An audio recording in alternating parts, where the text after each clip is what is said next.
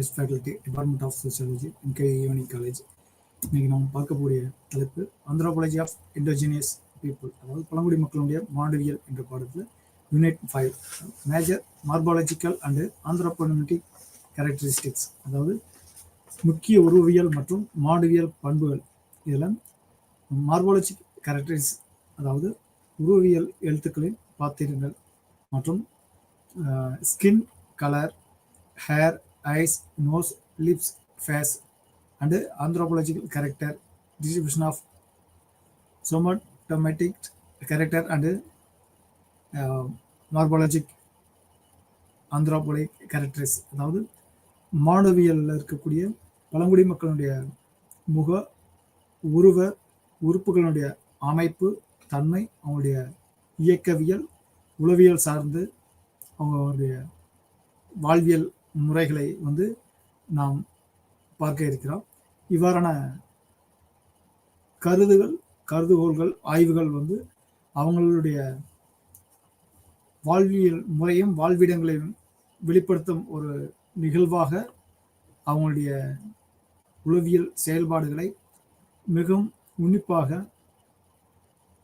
உடல் உறுப்பு சார்ந்து, உருவம் சார்ந்து, நிறம் சார்ந்து அவங்கள அடையாளப்படுத்தி நாம் உணரும் ஒரு ஆய்வு கூறுகளாக இவ்வகையான ஆய்வியல் கருத்துக்கள் நாம் கல்வியியல் முறையில் மிகவும் முக்கிய பங்கு வகிக்கிறது. அதில் மார்பாலஜிக் கேரக்டர்ஸ்ன்னு சொல்லக்கூடிய உருவியல் எழுத்துக்கள் பாத்திரங்கள் ஒவ்வொரு மனிதனும் வெவ்வேறான குணங்களை பெற்றிருக்கும் தன்மையை நாம் பார்க்க முடியும். ஆம், ஒரே மண்ணில் வாழ்ந்தாலும், ஒரே தாய்க்கு குழந்தையாக பிறந்தாலும், ஒரே தாய்க்கு ஒரே பிரசவத்தில் 2 குழந்தைகளாக, ஒரே பாலினமாக, ஒரே 2 ஆண் குழந்தைகளாவோ அல்லது 2 பெண் குழந்தைகளாவோ ஒரே பாலினமாக பிறந்தாலும், வெவ்வேறு பாலினமாக பிறந்தாலும் குணங்கள் முற்றிலும் மாறுபடுகிறது.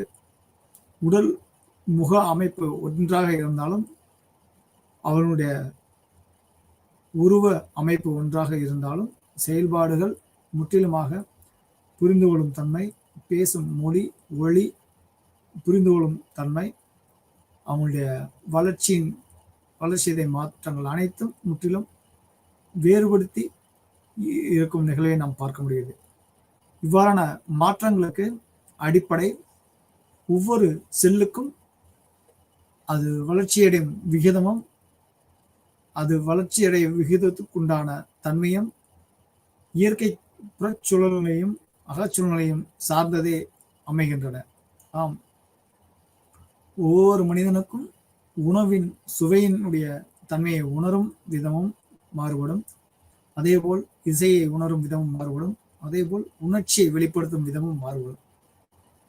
இவ்வாறான சூழல் அவர்களுடைய உடல் உறுப்பு சார்ந்தும், மனம் சார்ந்தும், அறிவு சார்ந்தும், அனுபவம் சார்ந்தும் இருப்பதன் அடிப்படை காரணமாக உருவம் புறத்தோற்றமும், உள்ளம் அகத்தோற்றமும், செயல்பாடுகளும் எவ்வாறு சுற்றுப்புற சூழ்நிலை அமைவிடங்களின் தன்மைக்கேற்ப மாறுபடுகின்றன, வேறுபடுகின்றன. இவ்வாறான செயல்பாடுகளை நாம் ஆந்த்ரோபாலஜிக்கல், மார்பாலஜிக்கல் அண்டு ஆந்த்ரோபோமெட்டிக் கேரக்டர்ஸ் முக்கிய உருவவியல் மற்றும் மாடுவியல் பண்புகளின் அடிப்படையில் நாம் பார்க்க இருக்கிறோம். அதாவது சொமாட்டோமெட்ரிக் அளவீடுகள் அடங்கும் உயரம், உட்காரும் உயரம், உடல் எடை, தலை சுற்றளவு, மார்பு சுற்றளவு, வயிற்று சுற்றளவு, தலையின் நீளம், தலை அகலம், ட்ரைசெப்ஸ், அதாவது பைசெப்ஸ், ப்ரோகைஸ், சப் கேபுலர் போன்ற தோல் மடிப்பு தடிமன் அளவீடுகள் போன்றவை மனிதனுடைய தோற்றத்தின் அளவீடுகளில் வேறுபடுகின்றன. நாம் முன்பு பார்த்தது போல ஒரே தாய்க்கு ஒரே பாலினத்தை உடைய 2 ஆண் குழந்தைகளாவோ, ஒரே பிரசவத்தில் பிறந்த 2 ஆண் குழந்தைகளாவோ, 3 ஆண் குழந்தைகளாவோ, 3 பெண் குழந்தைகளாவோ இருந்தாலும் அவங்களுடைய உயரம், உட்காரும் உயரம், உடல் எடை, தலை சுற்றளவு, மார்பு சுற்றளவு, வயிறு, தலை நீளம், தலை அகலம் போன்ற பல்வேறு முடி, உதடு, மூக்கு, கண், காது போன்ற பல்வேறு உடல் உறுப்புகளினுடைய தோற்றத்தினுடைய வெளிப்பாடும் வெவ்வேறான அளவீடுகளும் வேறான நிறங்களும் வேறுபடுத்தி காட்டுகின்றன. இவ்வகையான வேறுபாட்டுக்கு அந்த தாயின் குழந்தைகள் உருவத்தில் இயற்கையினுடைய மாறுபாடு, வேறுபாடு அடிப்படை காரணமாக இருக்கிறது. ஆம், இயற்கையில் பிறக்கின்ற ஒவ்வொரு உயிரினமும் ஒவ்வொரு தனித்தனி தன்மைகளை கொண்டதாக இயற்கையினுடைய படைப்பு மிகவும் அரிதாக, அபரிதமான ஒரு வேற்றுமை நிறைந்த ஒரு இயற்கை மாயையினுடைய மறைபொருளாக இயற்கையுடைய படைப்பு திகழ்கிறது. நாம் என்னதான் அறிவு தொழில்நுட்பத்தை கொண்டு ஆய்வு செய்து கொண்டே இருந்தாலும் செயற்கையின் படைப்பு ஒரே வகையான அளவீடு, இயக்கம், அவனுடைய தன்மை, அவனுடைய வாழ்க்கையினுடைய தொடர் வெளிப்பாடு அனைத்தும் மனிதனுடைய உற்பத்தி திறனுடைய தன்மையை பொறுத்து ஒரே வகையான அளவீடுகளில் தொழில்நுட்பத்தை உற்பத்தி செய்து கொள்ளலாம். ஆனால் இயற்கையினுடைய பிடியில் இருக்கின்ற ஒவ்வொரு உயிரினத்தினுடைய படைப்பும் செயற்கையான முறையில் நாம் உயிரணுக்களை மரபணு மாற்றம் செய்தாலும் கூட இயற்கையினுடைய தன்மைகளில் இருக்கக்கூடிய குரல், ஒளி, ஓசை, பிறப்பு சாராம்சத்தினுடைய தோற்றமாக இருக்கக்கூடிய உடல் உறுப்புகளுடைய தோற்றம் அனைத்தும் வெவ்வேறு வகையான யூனிக், அதாவது மோனோபொலி என்று சொல்லக்கூடிய தனித்தன்மை மிக்க ஒரு அமையும் தன்மையை நாம் மறுக்க இயலாது. அவற்றை என்னதான் மாறுபடுத்தி செய்து பார்த்தாலும் மாற்றங்கள் அடையாமல் ஒரே வகையான தன்மையை அடையாமல் வெவ்வேறான தன்மையில் இருப்பதை நாம் பார்க்க முடியாது. வேறான மாற்றத்திற்கு இயற்கையினுடைய சாராம்சம் பெரிதும் முக்கியத்துவத்தை வைக்கிறது. பண்டைய கிரேக்கத்தில் இருந்து மனிதன் மற்றும் மெட்ரான் மனித அளவீட்டை குறிக்கும் இயற்பியல் மானுடவியல் ஆரம்பகால கருவி இது. அதாவது மெட்ரான் என சொல்ற மனிதனை அளவிட குறிக்கும் கருவி. இயற்பியல் மானுடவியலின் ஆரம்பகால கருவியான இந்த மெட்ரான் கருவி இது மனித உடல் மாறுபாட்டை புரிந்து கொள்ளும் நோக்கங்களுக்காக பேலியோ ஆந்த்ரோபோலஜியில் மற்றும் இன மற்றும் உளவியல் பண்புகளுடன் உடலியல் தொடர்புபடுத்தும் பல்வேறு முயற்சிகளில் அடையாளம் காண பயன்படுத்தப்பட்டது. ஆம், மானுடவியல் என்பது மனித உடலின் இயற்பியல் பண்புகளை முறையாக அளவிடுவதை உள்ளடக்கியது. மனிதன் முதன்மையாக உடல் அளவு மற்றும் வடிவத்தின் பரிணாம விளக்கங்கள் கொண்டுள்ளது. மனிதனுடைய மானுடவியல் என்பது மனிதனின் உடலின் இயற்பியல் பண்புகளை முறையாக அளவிடுவதை உள்ளடக்கியது. முறையாக அளவிட கொண்டு முதன்மையாக உடல் அளவு மற்றும் வடிவத்தின் பரிணாம விளக்கங்களை குறிக்கின்றன. வாழ்க்கை தரத்தை பகுப்பாய்வு செய்வதில் பொதுவாக பயன்படுத்தும் முறைகள் மற்றும் அணுகுமுறைகள் போதுமான அளவு உருவாததால் மானுடவியல் வரலாற்றாசிரியர்களுக்கு மிகவும் பயனுள்ளதாக இருந்தது. அவர்களுக்கு ஆர்வமுள்ள கேள்விகளுக்கு பதிலளிப்பதில் இன்று தொழில்துறை வடிவமைப்பு, ஆடை வடிவமைப்பு, பணிச்சூழலியல் மற்றும் கட்டிடக்கலை ஆகியவற்றில் மானுடவியல் முக்கிய பங்கு வகிக்கிறது. வாழ்க்கை முறை, ஊட்டச்சத்து மற்றும் மக்கள் தொகையின் இன அமைப்பு ஆகியவற்றில் ஏற்படும் மாற்றங்கள் உடலின் பரிணாமங்களின் விநியோகத்தில் மாற்றங்களுக்கு வழிவகுக்கும். எடுத்துக்காட்டாக உடல் பருமன் அதிகரிப்பு மற்றும் மானுடவியல் தரவு சேகரிப்புகளை தொடர்ந்து புதுப்பிக்க வேண்டும் என்கிற தன்மையில் மாறுபடுகின்றது. வரலாற்று முதன்மை கட்டுரையான ஆந்த்ரோபோமெட்ரிக்கின் வரலாறு 1893 பெர்டிலோனின் ஆய்வகத்திற்கு சென்றதிலிருந்து பிரான்சிஸ் கால்டனுக்கான பெர்டிலன் பதிவு மானுடவியல் வரலாற்றில் கிரானியோமெட்ரிக் போலியோ ஆந்த்ரோபாலஜி, அதாவது உயிரியல் மானுடவியல், கிரிமினாலஜி, இயற்பியல், தடயவியல், குற்றவியல் போன்ற பைலோஜியோகிராஃபி, மனித தோற்றம் மற்றும் கிரானியோ எக்ஸ்பேசியல் விவரிப்புகள் போன்ற பல்வேறு அறிவியல் மற்றும் போலி அறிவியல் கருத்துக்கள் அடங்கும். மற்றும் மனிதன் தனிப்பட்ட அடையாளம், மன அச்சியல், ஆளுமை, மண்டை ஓடு மற்றும் மூளை அளவு மற்றும் பிற காரணிகள். அதாவது வரலாற்று ஆந்த்ரோபாலஜிக்கல் ஆய்வகத்தில் பெர்டிலோனியன் பிரான்சில் ஆய்வியலில் இந்த மாதிரியான மனிதனுடைய ஆளுமை, மன அச்சியல், மண்டை ஓடு, மூளையின் அளவு, உடல் உறுப்புகள், தோல், எலும்பு, நிறம் போன்றவற்றான ஆய்வியல் தன்மையில் மனிதனுடைய உடல் தோற்றம் பழங்காலத்தில் எவ்வாறு இருந்தது, எந்த இனத்தை சேர்ந்தவர்கள், எந்த நூற்றாண்டை சேர்ந்தவர்கள், அவர்களுடைய தோற்றம் எவ்வாறு இருந்திருக்கக்கூடும் என்ற அனுமானமும் ஊர்ஜிதத்துக்குண்டான மரபணு ஆய்வினுடைய அறிக்கையும் அவருடைய தரத்தையும் நாம் தற்போதைய சூழலை ஒப்பிட்டு ஆய்வு செய்து பார்க்கும்போது மாறுபாடுக்குண்டான காரணங்கள் என்ன, அவ்வகையான தோற்றத்தை அவர்கள் பெற்றதற்குண்டான காரணங்கள் என்ன என்றதுக்குண்டான சுற்றுப்புற சூழல் காரணிகள் மற்றும் உணவு பழக்க வழக்கங்கள், அவங்களுடைய இயற்கை உடல் இயக்கங்களுடைய தன்மை போன்றவற்றை நாம் ஆய்வு செய்து பார்க்கக்கூடிய ஆய்வுக்கூறலுக்குண்டான உபகரணங்களாகவும்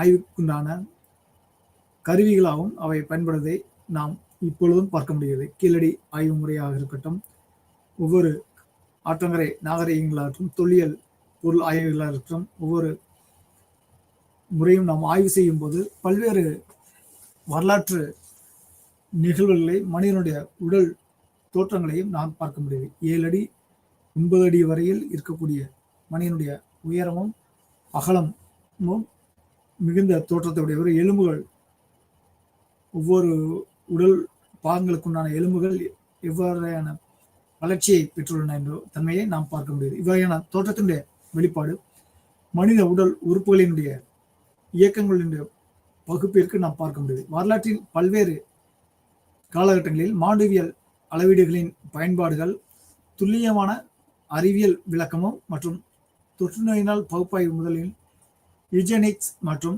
வெளிப்படையான இனவெறி சமூக இயக்கங்களுக்கான பகுத்தறிவுகள் வரை இருந்தன. வகையான பார்வையில் மக்கள் ஆந்த்ரோபாலஜி மானுடவியலுடைய தன்மையில் அவர்களை பார்க்கும் பொழுது உடல் உறுப்புகளுடைய தோற்றங்கள் மற்றும் செயல்பாடுகள் ஒவ்வொன்றும் மானுடவியல் ஆய்வுகள் இன்று வெவ்வேறு சூழல்களில் வாழ்ந்த மக்களிடையே உடல் விகிதத்தில் உள்ள வேறுபாடுகளின் பரிணாமம் முக்கியத்துவத்தை ஆராய்வதற்காக நடத்தப்படுகின்றன. குளிர் காலநிலையில் உள்ள தனிநபர்கள் வெப்பமான காலநிலையில் உள்ளவர்களை விட பெரியதாக இருக்கும் என்று பெர்க்மேனின் விதியை பின்பற்றி மற்ற பெரிய உடல் பாலூட்டிகளின் காலநிலை மாறுபாடுகளை மனித மக்கள் வெளிப்படுத்துகின்றனர். மற்றும் ஆலன் விதி, இது குளிர் காலநிலையில் உள்ள தனிநபர்கள் சூடான தட்பவெப்ப நிலையில் உள்ளதை விட குறுகிய பிடிவாதமான கைகால்கள் கொண்டவை. அதாவது குளிர்கால நிலையில் உள்ள தனிநபர்கள் வெப்பமான காலநிலையில் உள்ளவர்களை விட பெரியதாக இருக்கும் என்று பெர்காமெனிக் விதியை பின்பற்றி மற்ற பெரிய உடல் பாலூட்டிகளின் காலநிலை மாறுபாடுகளை மனித மக்கள் வெளிப்படுத்துகின்றனர். அதாவது மற்றும் ஆலன் விதி இது குறித்து இது குளிர் காலநிலையில் உள்ள தனிநபர்கள் சூடான தட்பவெப்ப நிலையில் உள்ளவரை விட குறுகிய பிடிவாதமான கைகால்கள் கொண்டவை. அதாவது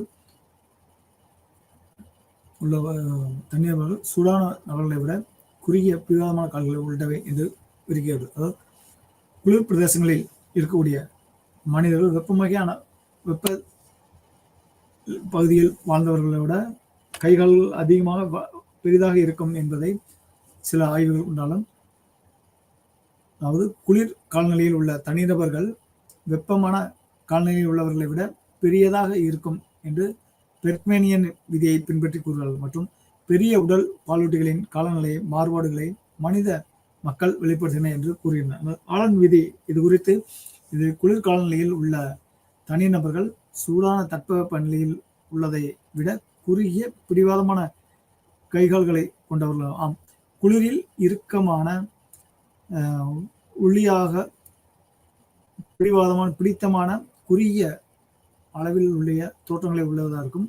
இதே சூடான வெப்பமான பகுதியில் வாழ்ந்தவர்கள் பெரிய உடல் உறுப்புகளையும் வெப்பத்தினுடைய தன்மையில் கொண்டதாக இருக்கும் என்பதை ஆலன் விதி கோட்பாடுவதை நாம் பார்க்க முடிகிறது. நுண்ணிய பரிணாம அளவில் மானுடவியலாளர்கள் சிறிய அளவிலான மக்கள் தொகை வரலாற்றை மறுகட்டமைக்க மானுடவியல் மாறுபாட்டை பயன்படுத்துகின்றனர்.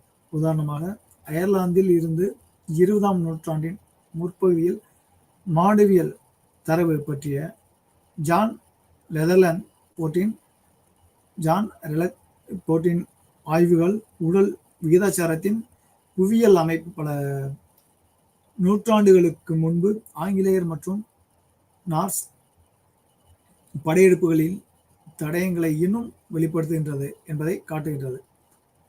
இவ்வாறான நிகழ்வு நுண்ணிய பரிணாம அளவில் மானுடவியலாளர்கள் மக்கள் தொகை வரலாற்றை மறுகட்டமைக்க மானுடவியல் மாறுபாட்டை பயன்படுத்துகின்றனர். அதாவது அயர்லாந்தில் 20ஆம் நூற்றாண்டில் இருக்கக்கூடிய முற்பகுதியில் வாழ்ந்த மானுடவியலின் தரவுகளை பற்றி ஜான் லெதர்லேண்ட் உடல் விகிதாச்சாரத்தின் புவியியல் அமைப்பு பல நூறு ஆண்டுகளுக்கு முன்பு ஆங்கிலேயர் படையெடுப்புகளின் தடயங்களை இன்னும் வெளிப்படுத்துகின்றன என்றதை பார்க்க முடியாது. இவ்வாறான படையெடுப்புகளில் மக்கள் வாழ்ந்து இறந்த தடயங்கள் மற்றும் அல்லாமல் சுற்றுப்புற காரணிகளான இயற்கையின் மாறுபாடுகள், அதிகமான மழைப்பொழிவு, தட்பவெப்பநிலை மாற்றம், பூகம்பம், சுனாமி போன்ற கடல் சீற்றங்கள் போன்றவை மக்களுடைய உயிரியல் பேரழிவையும் மண்ணினுடைய இட அமைவினுடைய மாற்றத்தையும் இயற்கை சூழலுடைய புற காரணிகளையும் அவை நிர்ணயிக்க விதமாக இருந்ததனால் ஒவ்வொரு உயிரினமும் தன்னுடைய நிரந்தரமான வாழ்விடங்களை மாற்றத்தை அடைந்து இடம்பெயரும் தன்மையில் வாழும் சூழலை உருவாக்குவதற்கான அடிப்படை காரணிகளாக இயற்கை சுற்றுப்புற வேறுபாடுகளும் மழை, புயல், சுனாமி, பூகம்பம் போன்ற இயற்கை பேரிடர் காரணங்களும் இவ்வாறான மாறுபாட்டிற்கும் உயிரினங்கள் அழிவிற்கும் அவர்களுடைய உயிரினங்கள் இடம்பெயர்வதற்கும் உண்டான அடிப்படை காரணங்களாக அமைந்ததனால் அவ்வாறான நூற்றாண்டுகளில் மண்ணில் புதைந்து கிடக்கக்கூடிய உயிரினங்களுடைய தடயங்கள், மரபணுக்கள், எலும்புகள் போன்றவற்றினுடைய எச்சங்களை நாம் எடுத்து ஆய்வு செய்து பார்க்கும்போது அவர்களுடைய எந்த நூற்றாண்டில் அவை வாழ்ந்தன, எவ்வகையான உயிரினங்களுடைய மரபணு, இவையான உயிரினுடைய தோற்றங்கள் இருந்திருக்கக்கூடும் போன்றவற்றினுடைய அளவு, பரிணாம வளர்ச்சி போன்றவற்றினுடைய காரணிகளை எவ்வகையான காரணங்களினால் இவை இருந்திருக்கக்கூடும் போன்ற உயிரியல் காரணங்களை, இயற்கை மாறுபாடு போன்றவற்றினுடைய தன்மையை நாம் பின்னோக்கி இருக்கக்கூடிய மானுடவியல் ஆய்வுக்குண்டான கூறுகளுக்கு, மரபணு ஆய்வினுடைய கூறுகளுக்கும் இவற்றினுடைய தட்பவெப்ப சூழலை ஆய்வு செய்து தற்போது வாழும் உயிரினங்களுடைய எச்சங்களினுடைய ஒப்பிடும் கல்வியல் முறைக்கு இவற்றை ஒப்பீடு செய்து நாம் பார்க்கும் சூழலில் இவற்றினுடைய வாழ்க்கை முறையை நாம் பார்த்து உணர்ந்து கொள்ள முடிகிறது. இவ்வகையான மாற்றங்கள் நாம் ஒவ்வொரு வாழ்க்கை சூழலையும் நாம் வேறுபாடுகளை நாம் பார்க்க முடியும். இதேபோல் மாண்டவியல் குறியீடுகள், அதாவது மனிதனுடைய உயரத்தின் ஒப்பீடு மாண்டவியல் போக்குகளை விளக்குவதற்கு பயன்படுத்தப்படுகிறது. இந்த ஆய்வு ஜார்ஜ் பேட்டன் மற்றும் சாண்டேவ் ஆகியோரால் நடத்தப்பட்டது. மேலும் வளர்ந்த நாடுகளில் அதிகமாக இருந்த ஊட்டச்சத்தின் தரத்தால் மனித உயரம் முன்னரே தீர்மானிக்கப்படுகிறது என்ற மாண்டவியல் கண்டுபிடிப்புகளை அடிப்படையாக கொண்டது. சுரினாம் மற்றும் இந்தோனேசியாவிற்கு அனுப்பப்பட்ட 13,000 நபர்களை உள்ளடக்கிய தென் சீன ஒப்பந்த குடியேற்றவாசிகளுக்கான தரவு தொகுப்புகளின் அடிப்படையில் இந்த ஆராய்ச்சி மேற்கொள்ளப்பட்டது.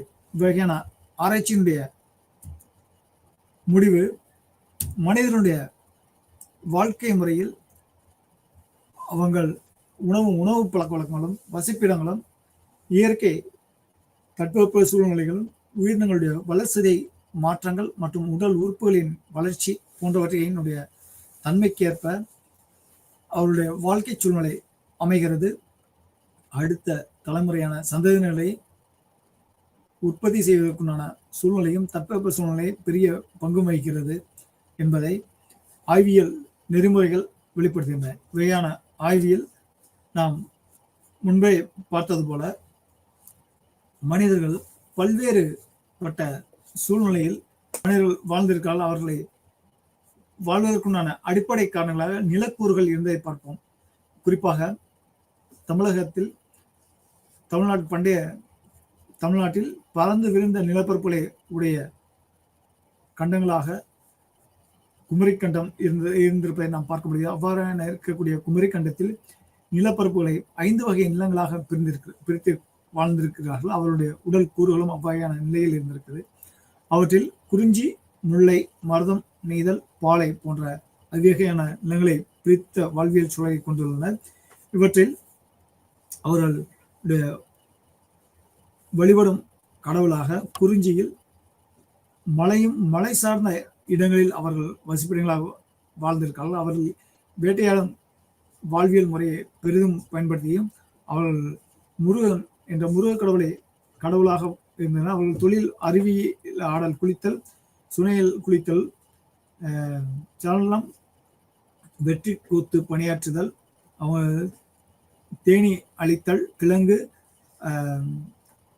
அகழ்தல், குறிஞ்சி என்ற மலரை நிலத்தில் விளையும் பொருட்களை வன்மை உண்டு இங்குள்ள வசிப்பவர்களுக்கு பித்த சுரமும் வயிற்றில் அமைக்கட்டியும் உண்டாகும். இவர்கள் இவ்வகையான வாழ்க்கை சூழலை மலை சார்ந்த வாழ்வியல் முறையை வாழ்க்கை கொண்ட மக்களுக்கு ஏற்படும். அடுத்து முல்லை நிலமான காடு சார்ந்த நிலமும் கொண்டுள்ள மக்கள் இவர்கள் வாழ்க்கை முறையில் நெடுமால் திருமால் கடவுளை உயிராக கொண்டுள்ளனர். நெடுமால் இவர்கள் வாழ்வியல் முறை வரகு, சாமை போன்றவற்றினோட வாழ்வியல் முறையை கொண்டுள்ளனர். அதாவது மழை பெய்யும் வாழ்க்கை முறையில் மழையை பருவமழை பெய்யக்கூடிய சூழலில் விளையும் விளைச்சல் காடுகளை உணவாக இவர்கள் காடு சார்ந்த நிலப்பரப்புகளையும் கொண்டுள்ளக்கூடிய தன்மையில் அவர்களுடைய உடல் அமைப்பும் வகையான அந்த தட்பவெப்ப ஏற்ப நோய் நிலையிலும் ஆரோக்கியத்தினுடைய வாழ்வியல் முறையும் இருந்தது. மருத நிலத்தில் வாழக்கூடிய வாழ்க்கை முறையான மக்கள் வயல் சார்ந்த செழிப்பான வாழ்க்கை முறையை கொண்டுள்ளனர். இவர்கள் வாழ்க்கை கடவுள் முறையான இந்திரன் போன்ற வழிபடும் தெய்வங்களையும் கொண்டுள்ளனர். இவர்கள் தொழில் நிலங்களினுடைய நெல் போன்ற தானிய வித்தைகளை வாழ்ந்து செழிப்பாக வாழ்ந்தக்கூடிய வாழ்க்கை முறையில் மருத நிலத்தில் வாழக்கூடிய மக்கள் வாழ்ந்ததில்லை. நெய்தல் நிலத்தில் வாழக்கூடிய மக்கள் கடல் சார்ந்த வாழ்வியல் முறை கொண்டுள்ளனர். இவர்கள் கடவுள் வர்ண பகவானை வாழ்வியலாக, அதாவது மழை பெய்யும் வர்ண பகவானை வாழ்க்கையாக கொண்டுள்ளனர். இவர்கள் மீன் பிடித்தல் தொழிலையும் உப்பளங்களுடைய தொழிலையும் பெரிதாக கொண்டுள்ளனர். இவர்களுடைய வாழ்வியல் முறை பெரிதும் நீர் சார்ந்த வாழ்வியல் முறையாக கொண்டுள்ளதை நாம் பார்க்க முடியுது. பாலை நிலம், அதாவது மணலும் பனை சார்ந்த இடம், முதல் குறிஞ்சியும் முல்லையும் கடும் வெப்பத்தினால் வளையும் குன்றிய நிலமாக பாலை நிலம் இங்கு கடவுளாக குற்றவை இருந்தது. இவ்வகையான வாழ்வியல் தொழில் இங்கே வாழ்வியல் முறையில் போர் தொழில் செய்யும் பாலை நிலங்கள் அதிகமாக இருந்தது. இவர்கள் வாழ்வியல் முறை முற்றிலும் வேளாண்மை இல்லாமல் களவு தொழில், இவர்கள் வேட்டையாடும் சமூகமாக அதிகமாக இருந்தன. ஏன்னால் வெப்பமான நிலப்பரப்புகளை கொண்டது மணல் சார்ந்த இவர்களில் அதிகமான வெப்ப பூமியில் உணவு உற்பத்தி நீர்நிலைகள் மிகவும் குறைவாக இருந்ததுடைய காரணங்களை நாம் பார்க்க முடிகிறது. வேகான நிலப்பரப்பை உடைய மக்கள் வாழ்விடங்கள் தற்போது அரேபியாவில் வரக்கூடிய நிலப்பரப்பில் மிகவும் அதிக வெப்பமான காடுகளில் தற்பொழுது தொழில்நுட்பத்தை பயன்படுத்தி நீர்நிலைகளை செயற்கையான முறையில் உருவகம் செய்து அவற்றில் விளைநிலை விவசாய நிலங்களை செய்து உற்பத்தி செய்து கொண்டு வருகிறார்கள். அதிகமான நிலத்தடியில் அவர்கள் எண்ணெய் கிணறுகளான பெட்ரோல், டீசல் போன்ற உற்பத்தி எரிபொருட்களை உற்பத்தி செய்து அருகில் உள்ள நாடுகளுக்கு விற்பனை விநியோகம் செய்து அதனுடன் வைக்கக்கூடிய பொருளாதாரத்தினால் செயற்கையான முறையில் தொழில்நுட்பத்தை பயன்படுத்தி நீர்நிலைகளையும் விவசாய நிலங்களாக அவருடைய மணல் சார்ந்த வெப்பமான காடுகளை இயற்கையான செயற்கை காடுகளை உருவாக்கி அவர்களுடைய வாழ்வியல் முறையை அமைத்து கட்டமைத்து வருவதை நாம் பார்க்க முடிகிறது. வேறான வாழ்க்கை இயற்கை பேரிடர்களை செயற்கையான முறையில் தன்னுடைய வாழ்வியல் முறையை தக்க வைப்பதற்குண்டான காரணங்களை தொழில்நுட்ப முறையில் தற்போது உள்ள அறிவியல் கண்டுபிடிப்புகள் மூலம் மக்கள் இயற்கையினுடைய பெரும் சேதத்திலிருந்து தன்னை தற்காத்துக் கொள்ளும் பாதுகாப்பு உபகரணங்களை பயன்படுத்தி இயற்கையுடைய பேரிடர்களை முன்கூட்டியே கண்டறியும் தொழில்நுட்பத்தையும் கண்டறிந்து இழப்புகளை சரி செய்து கொள்வதற்கும் விதமாக இழப்புகளுக்கு முன்னால் அவற்றை இடம்பெயர்ந்து பாதுகாக்கும் சூழலை முன்னெடுப்புகளை எடுத்துக்கொள்வதற்கான மிகவும் முக்கியமாக பயன்படக்கூடிய ஒரு வாழ்வியல் சாதனங்களாக தொழில்நுட்பங்கள் பெரிதும் பங்காற்றுகின்றன. வேறான வாழ்வியல் முறையில் நம்முடைய வாழ்க்கை முறைக்கு பெரிதும் உதவியாகவும் உந்து சக்தியாகவும் வாய்தவினைகிறோம். இவ்வகையான வாழ்க்கை முறையில் மனித உடல் உறுப்புகள் மற்றும் உறுப்புகள் சார்ந்த வாழ்வியல் முறை இவ்வாறான வாழ்க்கை சூழலில் மனிதர்களை மானுடவியல் சார்ந்து விளங்குகின்றன என்பதை நாம் பார்க்க முடியுது. மனிதனுடைய வாழ்க்கை முறை எப்பொழுதும் இயற்கையினுடைய வாழ்வியல் வசிப்பிடங்கள் சார்ந்தே விளங்கும் என்பதை நாம் பார்க்க முடியுது. இவற்றில் வெளிப்புற உடல் உறுப்புகளும் உட்புற உடல் உறுப்புகளும் வாழ்வியல் முறையில் ஒன்றை ஒன்று பெரிதும் சார்ந்தே விளங்குகின்றன. அவையான சார்ந்து விளங்கும் தன்மைகளுக்கு ஏற்ப நம்முடைய வாழ்க்கை முறை பெரிதும் பங்காற்றுகின்றன.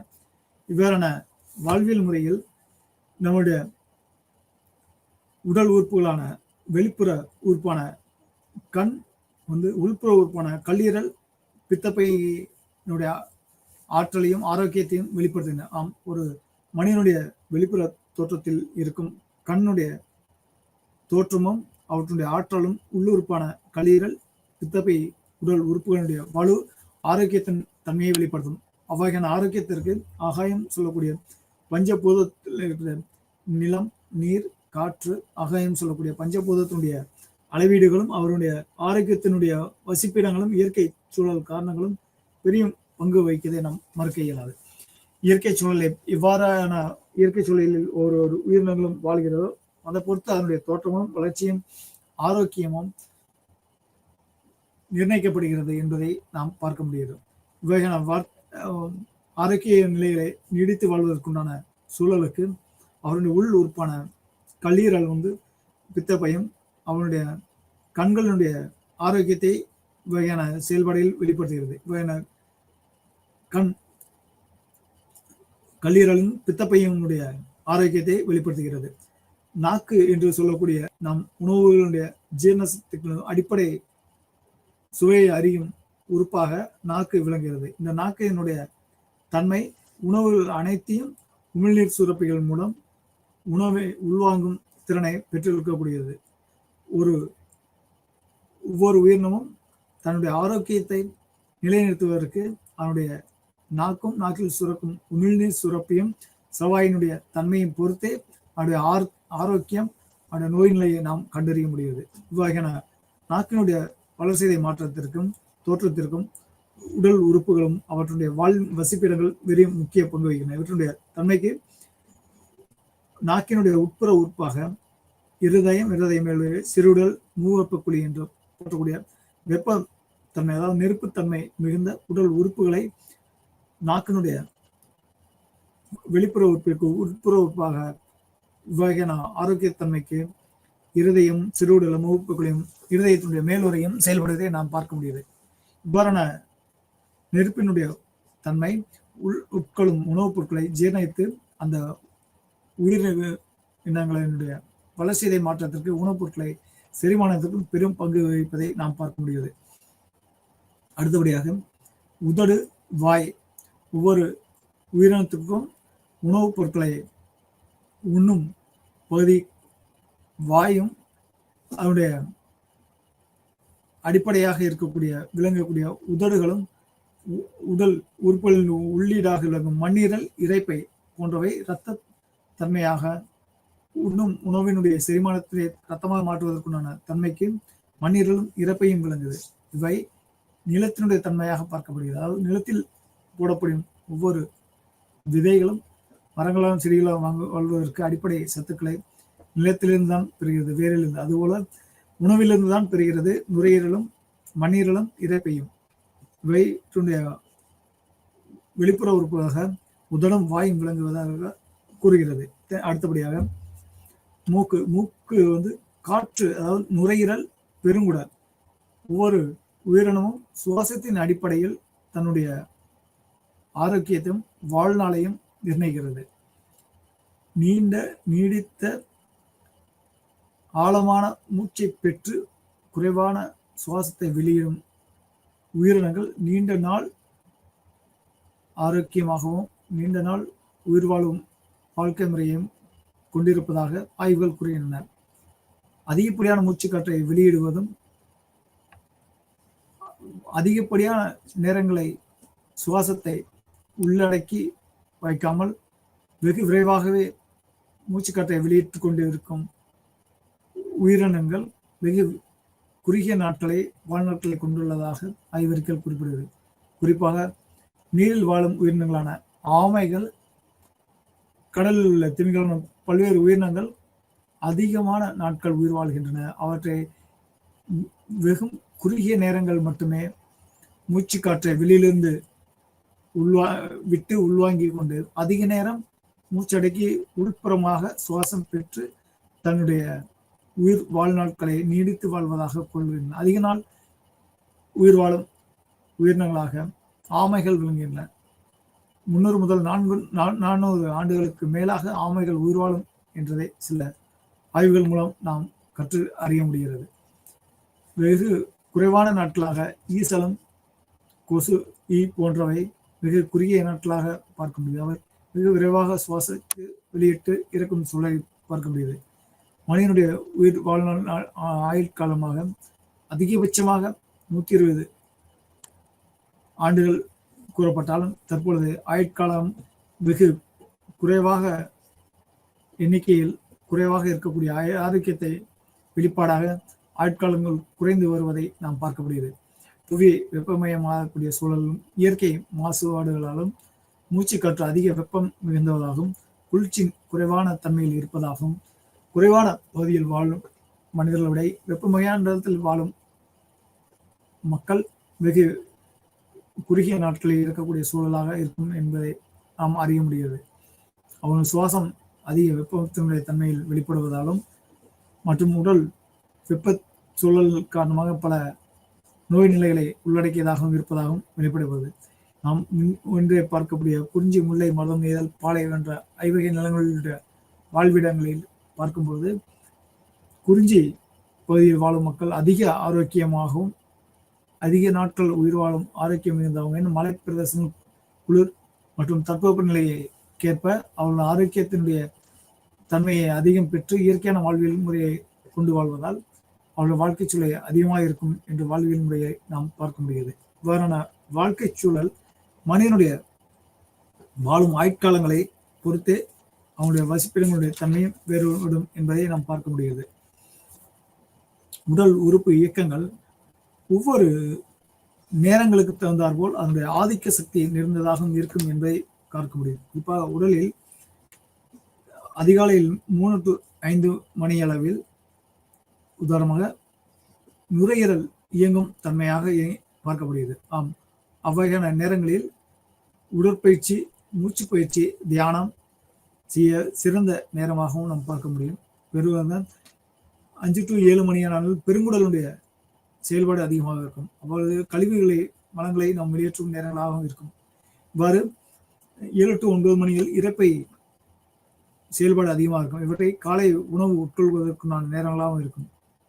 அது 9 to 11 மணி வரையில் மனிதனுடைய செயல்பாடு அதிகம். அதாவது சத்துக்களை சக்தியாக மாற்றக்கூடிய நேரங்களில் 9 to 11 மணி வரைக்கும் உடல் நாம் உண்ட உணவை செரிக்கும் தன்மையில் விளையும். மதியம் 11 மணியிலிருந்து 1 மணி வரை மதியம் இருதயம் செயல்படும் நேரங்கள். இவ்வகையான நேரங்களில் இருதயம் நோயாளிகளின் ஒவ்வொரு ஆரோக்கியத்தையும் அது சம்பந்தப்பட்டான சிகிச்சையில மேற்கொள்ளப்படுகிறது. 1 மணி முதல் 3 மணி வரை சிறுகுடல், அதாவது மதிய உணவுக்குண்டான தன்மையை வெளிப்படுத்தும் நேரங்களாக பார்க்கப்படுகிறது.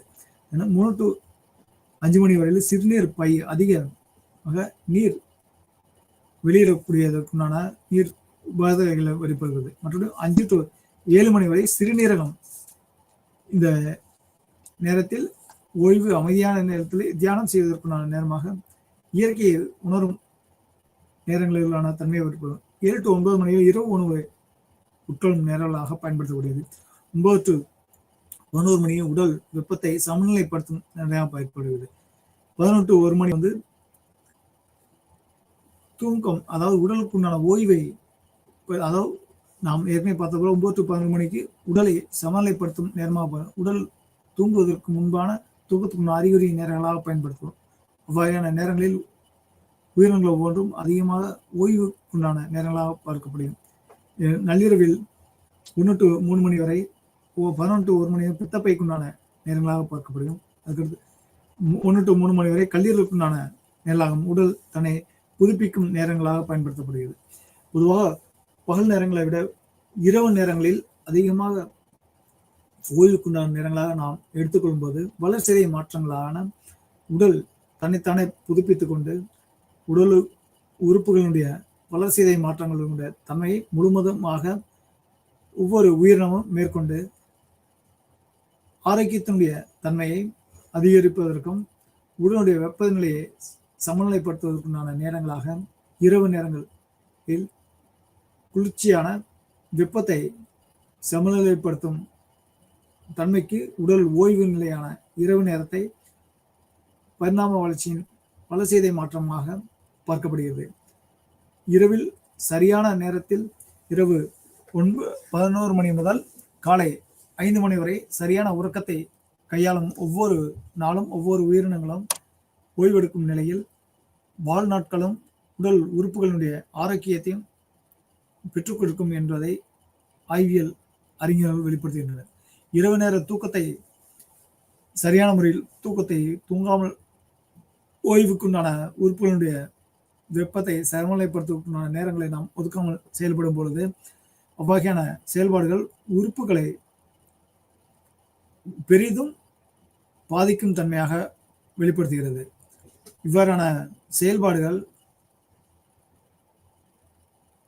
உடல் உறுப்புகளை பாதிப்பதற்கு மட்டுமல்லாமல் வாழும் வாழ்நாளின் ஆயுட்காலங்களை குறைக்கும் சூழலையும் வெகு விரைவாக உருவாக்கும் முதிர்ச்சியான தோற்றத்தையும் முதிர்ச்சியினுடைய வெளிப்படும் தன்மையையும் உடல் வெளிப்புற தோற்றத்தில் பரிணாமத்தினுடைய தன்மையை நாம் பார்க்க முடியும்.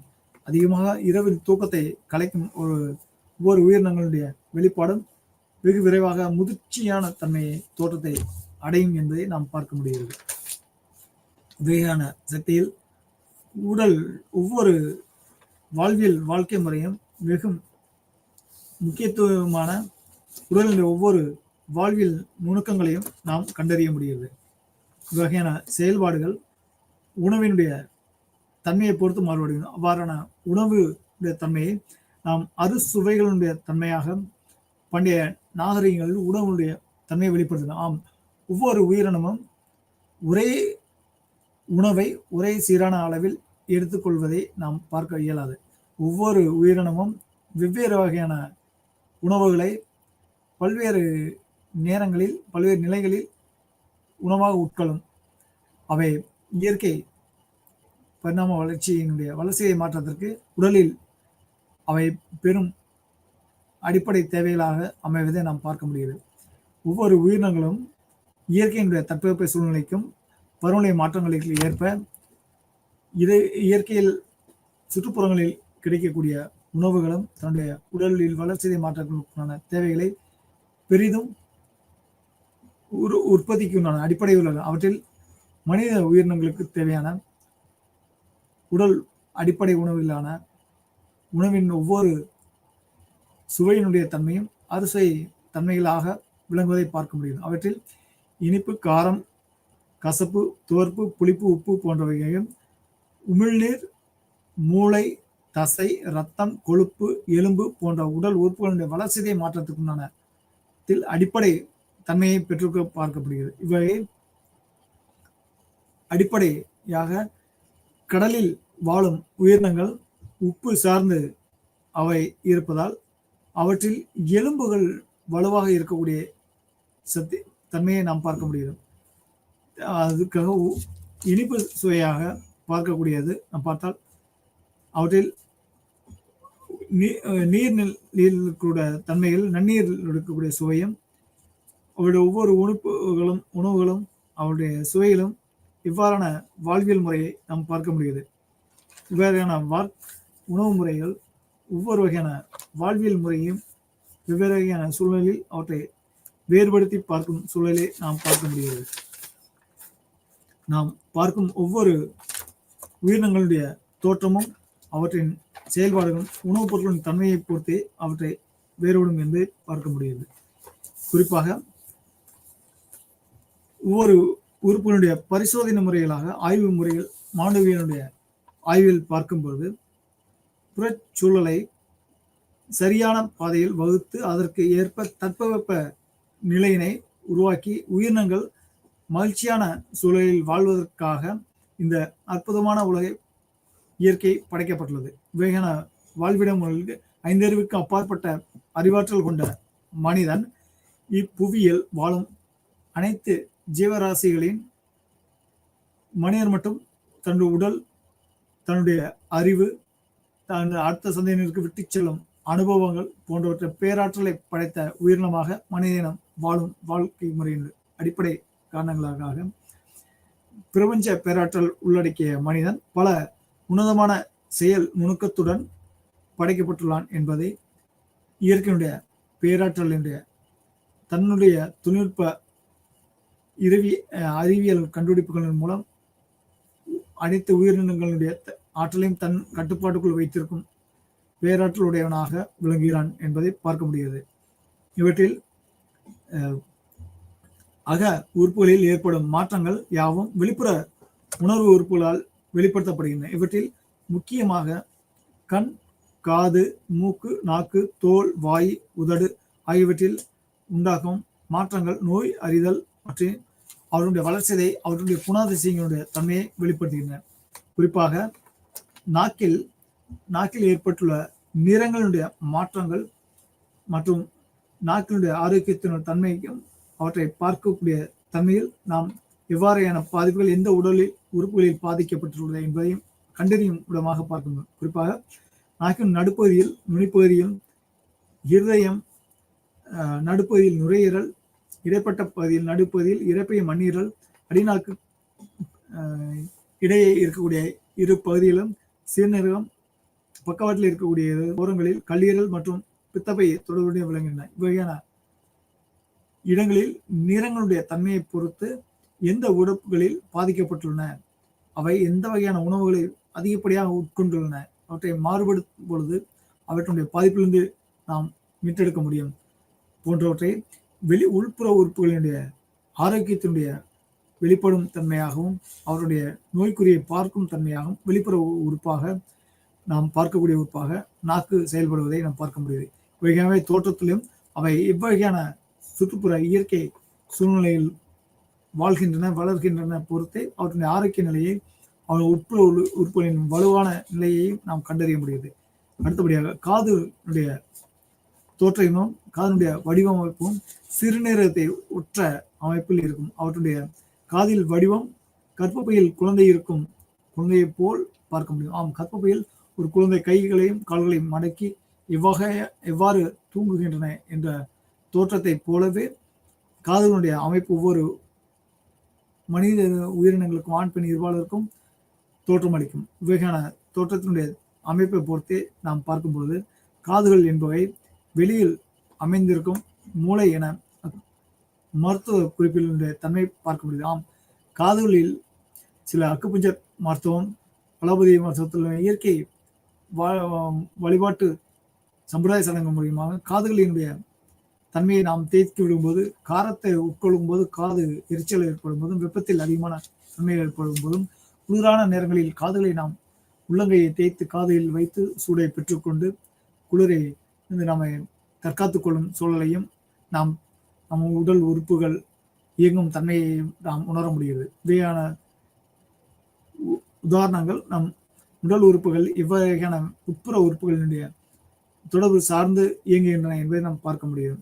கண் இயக்கங்களுடைய தோற்றத்தில் ஒவ்வொரு உயிரினங்களுடைய மிக முக்கிய பங்கு வகிக்கிறது. கண்ணுடைய ஆரோக்கியத்தை உட்புற உறுப்பு அதிகப்படியான பங்கு வகிக்கின்றன. வெளிப்புறத்தில் கண்ணுடைய செயல்பாடு அதிகப்படியான பார்க்கும் திறன், ஒளியிலிருந்து உணர்வுகளையும் கடத்தும் திறன், அதிகப்படியான ஆற்றலை நாம் கைபேசி மூலியமாகவோ தொலைக்காட்சி கணினியை பயன்படுத்தும் பொழுது ஆற்றல் குறைபாடு ஏற்பட்டாலும் நாம் கண்ணாடி பயன்படுத்தினாலும் உட்புற உறுப்புகளுடைய ஆரோக்கியமாக இருந்தால் வெளிப்புற உறுப்புகளுடைய பாதிப்பு வெகு குறைவாக இருக்கும்.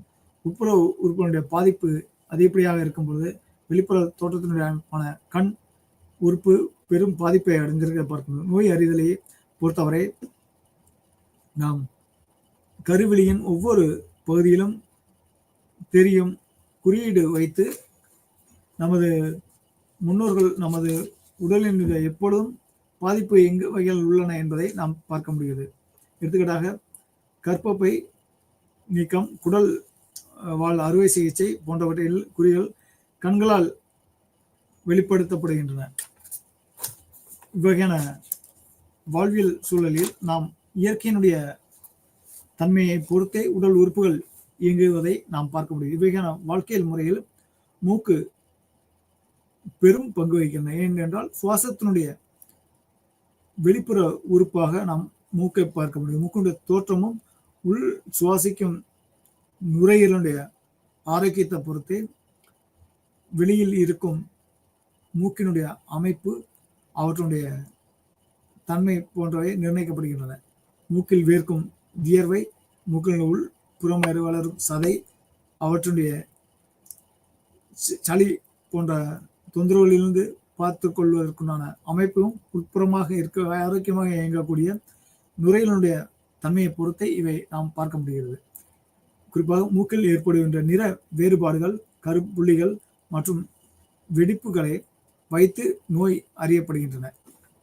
மூக்கின் மேல் உண்டாகும் வியர்வையும் அவை நுரையீரல் பிரதான சக்திகளின் குறைவையும் பிராண சக்தி குறைவையும் நாம் பார்க்க முடியுது. மூக்கில் அரிப்பு மற்றும் நிற மாற்றத்தையும் ஏற்படுத்துவது பொழுதும் நம் கல்லீரல் குறைபாட்டையும் நாம் அறிய முடியுது. மூக்கினுள் ஏற்படும் புண், மூக்கின் மேல் ஏற்படும் சுழி சிறங்கு ஆகியவை பெருங்குடலில் ஏற்படும் பாதிப்பை பார்க்க முடியும். மூக்கில் இரத்தம் வடிதல், மண்ணீரல் குறைபாடு போன்றவை மூக்கில் வியர்க்கும் அறிகுறிகளிலும் சிறுநீரகத்தில் பிராணசக்தி மிகவும் குறைந்து சிறுநீரக செயல்பாடு இழப்பை வெகு நாட்களுக்கு முன்பே தெளிவுபடுத்தின. அதாவது மூக்கில் வியர்க்கும் அறிகுறி சிறுநீரகத்தில் பிராணசக்தி மிகவும் குறைந்து சிறுநீரக செயல்பாடு செயலுக்கும் முன்பே வெகு தெளிவாக காட்டுகிறது என்பதை நாம் பார்க்க முடிகிறது. தோல் வெகு முக்கிய பங்கு வகிக்கின்றன. இது உடலினுடைய உட்புற உறுப்புகளுடைய பங்கு. அதாவது தோலானது உடலில் உள்ள கழிவுகளை வெளிப்படுத்தும் உறுப்புகள். நாம் உடலில் அதிகமாக உணவில் உப்பு உணவாக எடுத்துக்கொள்ளும்போது, அதாவது வளர்சிதை மாற்றத்திற்கு முக்கிய பங்காக உப்பு வெளிப்படுத்துகிறது. அந்த உணவின் சுவைக்காக நாம் உப்பை எடுத்துக்கொள்ளும்போது அந்த உப்பு அதிகப்படியாக சுரப்பிகளை வளர்ச்சிதைகளை உடலில் ஏற்படுத்தும் பொழுது அவற்றினுடைய கழிவுகளாக உடலில் சிறுநீரகம் மூலமும் வியர்வை மூலியமும் வெளிப்படுத்துகின்றன. சிறுநீரகம் மூலம் வெளிப்படுத்தும் நீர் போக மீதமும் நம் உடல் உழைக்கும் நேரத்தில் வியர்வையாக வெளிப்படுகின்றன. இவற்றில் தோலின் மூலமும் தான் சில நுண் துளைகள் மூலமாக உப்பு வெளிப்படுகின்றன. இவற்றின் மூலமாக வளர்ச்சிதை மாற்றங்களை நாம் உடல் ஆரோக்கியத்தின் தன்மையை பார்க்க முடியுது. தோலில் ஏற்படும் புள்ளிகள் அதன் உடல் உறுப்பு காண முடியுது. பெண்புள்ளிகள் நுரையீரல் குறைபாட்டினையும் கரும்புள்ளிகள் சிறுமுறையில் ஏற்படும் பாதிப்புகளையும் பார்க்க முடியுது. ஒன்று வாய் பரிசோதனை. நம் உடல் உறுப்புகளில் வாய், உதடு போன்றவை முக்கிய பங்கு வகிப்பதை நாம் பார்க்க முடியுது. ஆம், உடலில் உறுப்புகளில் இருக்கக்கூடிய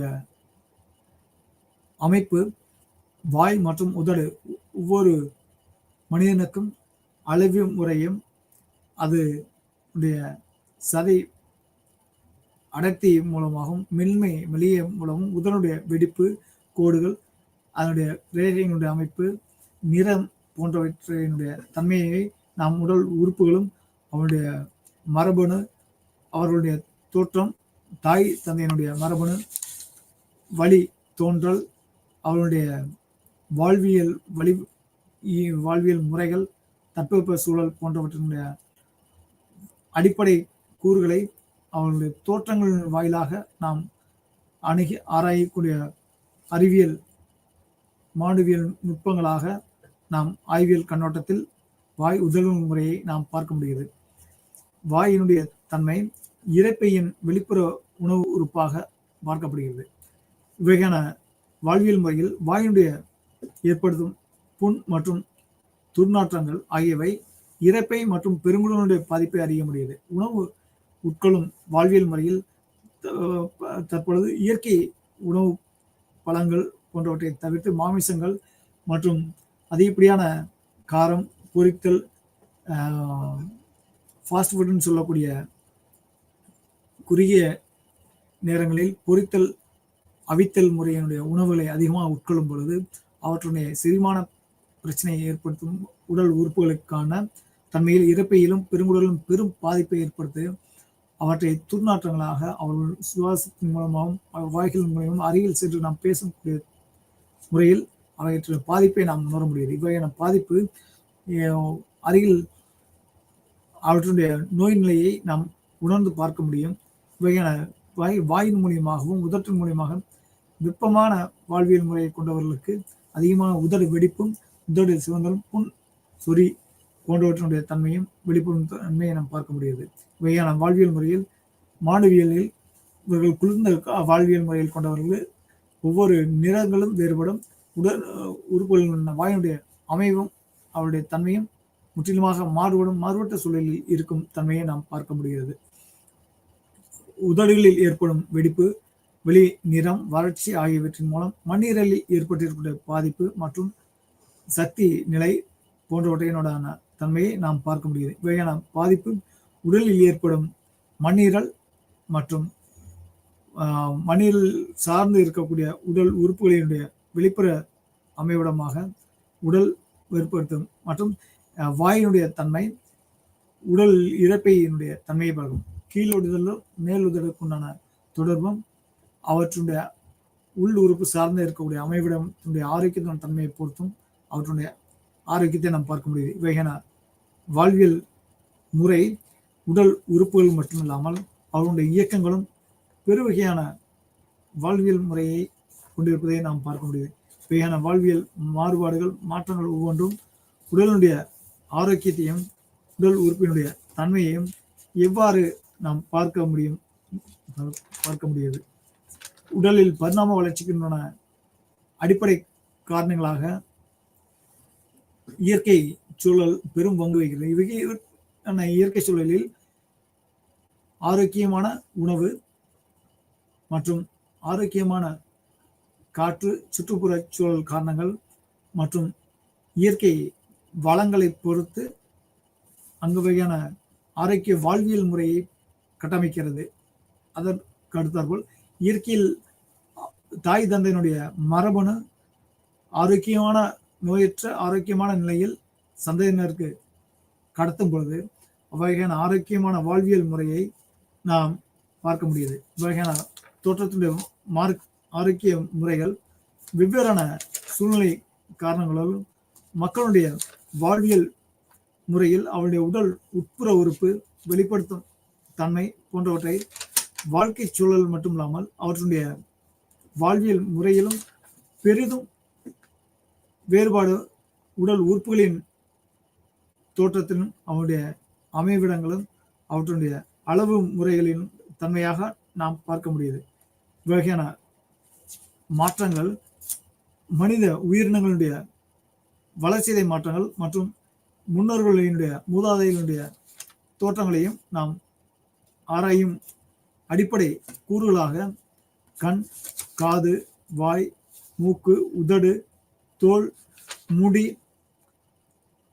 கை, கால், விரல்கள், உடல் எலும்புகளுடைய வளர்ச்சி, தாடை, மண்டை, மார்பு, அவருடைய உடல் தோற்றத்தினுடைய நடை அனைத்தும் பல்வேறு ஆய்வு கண்ணோட்டங்களினுடைய வெளிப்பாடாக ஆயும் பொழுது அவருடைய மரபணுடைய வளர்ச்சியும் மூதாதையனுடைய ஆரோக்கியமும் அடுத்த சந்ததியினுடையான தோற்றத்தினுடைய ஆரோக்கிய நிலையும் நோய் நிலையையும் நாம் கண்டறியும் உடைய ஒரு தோற்ற ஆய்வு முறையாக நாம் பார்க்க முடியும். இவ்வகையான வாழ்வியல் முறைக்கு வெவ்வேறு நுணுக்கங்களான ஒரு ஆய்வியல் உடல் உறுப்புகளுடைய வெளிப்புற அமைவு நாம் பார்க்க முடிகிறது. குறிப்பாக தலையினுடைய முடி 7 வகையான தோற்றங்களில் நாம் ஆய்வுகள் கண்ணோட்டத்தில் நாம் பார்க்க முடிகிறது. ஒவ்வொரு மனிதர்களுக்கும் உடலில் பெண்களுக்கும் ஆண்களுக்கும் உடலில் வளரும் ரோமம், அதாவது தலை முடியும், ஒவ்வொரு உடல் தோலில் வளரும் சிறு முடிகளும் அவற்றுடைய நிறம் மற்றும் அடர்த்தி, வலு போன்றவை ஒவ்வொரு முடியினுடைய வளர்ச்சிதை மாற்றங்களான வளர்ச்சியும் அவற்றை வெவ்வேறு வகையான ஆரோக்கியத்தினுடைய வெளிப்பாடாக நம் ஆய்வில் அவற்றை ஆய்வு செய்து பார்க்கக்கூடிய நுணுக்க விடயங்களை கொடுக்கின்றன. இவையில் நாம் பல்வேறு ஆய்வில் பார்க்கும் பொழுது நீண்ட நெடிய கூந்தலும் அடர்த்தியான ஒரு தடிமன கூந்தலுக்கும் ஒவ்வொரு சில மெல்லிய வெடிப்பு மிகுந்த முடிகளை கொண்டிருக்கும், சில வெண்ணிற நிறங்களை கொண்டிருக்கும், சில மண் சாம்பல் நிறத்தையும் பொறுத்து இருக்கும், சில சுருள் முடிகளை கொண்டிருக்கும், சில முடிகளில் சில எளிமையான நலிந்த உயிரின தோற்றத்தை கொண்டிருக்கும். இவ்வகையான தோற்றங்கள் உடலில் இறப்பினுடைய தன்மையை வெளிப்படுத்தும். கை நகங்களுடைய தன்மையும் வெவ்வேறான வேற்றங்களை வெளிப்படுத்தும். சிவந்த நிறங்களும் புரோன் கலர் கூட சிவப்பும் மற்றும் வெள்ளீர் மஞ்சளும் வெள்ளை நிற தோற்றங்களுடைய மிக உடைய தன்மையும் வளர்ச்சியும், சில கருமை நிறங்களை உடைய நிறங்களுடைய வளர்ச்சியும் ஒவ்வொரு வகையான ஆரோக்கியம் நோய் நிறையும் கொண்டதாக இருக்கும். வகையான நிறத்தினுடைய தோற்றங்கள் மற்றும் தன்மைகள் ஒவ்வொன்றும் ஒவ்வொரு உறுப்புகளுடைய வளர்ச்சிதை மாற்றத்தினுடைய தன்மையின் வெளிப்பாடாக இருக்கும்.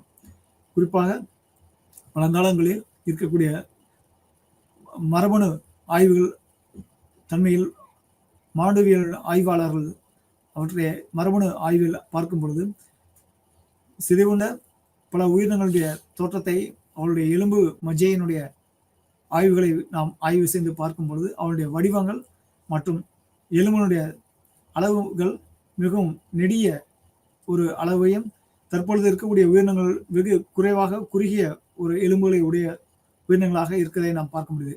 இவ்வகையான தோற்றங்களுடைய வடிவமைப்புக்குண்டான அடிப்படை காரணங்கள் மக்கள் உணவு பழக்கங்களுடைய மாற்றம், இயற்கை புறச்சூழலுடைய மாற்றம் ஒவ்வொன்றும் மக்களுடைய வாழ்வியல் முறையினுடைய தட்பவெப்ப சூழல் மாற்றமும் இயற்கை பேரிடர் மாற்றங்களுக்குண்டான தன்மையும் உடல் உழைப்புகளுடைய மாறுபாடுகளும் இப்போ வசிக்கும் உயிரினங்களுடைய வளர்ச்சிதை மாற்றங்களுக்கு குறுகிய மற்றும் நிலையினுக்குள்ளான தன்மைக்கு மாற்றங்களை பெறுவதை நாம் பார்க்க முடியுது. இவ்வகையான வாழ்வியல் முறை என்ற கல்வி முறையை நாம் படிப்பதன் மூலம் மிகவும் முக்கியத்துவமான ஒரு மாணவியல் கல்வி முறையை நாம் கற்று அறிய முடிகிறது. மீண்டும் மற்றொரு பாடத்திட்டத்தில் சந்திப்போம். நன்றி.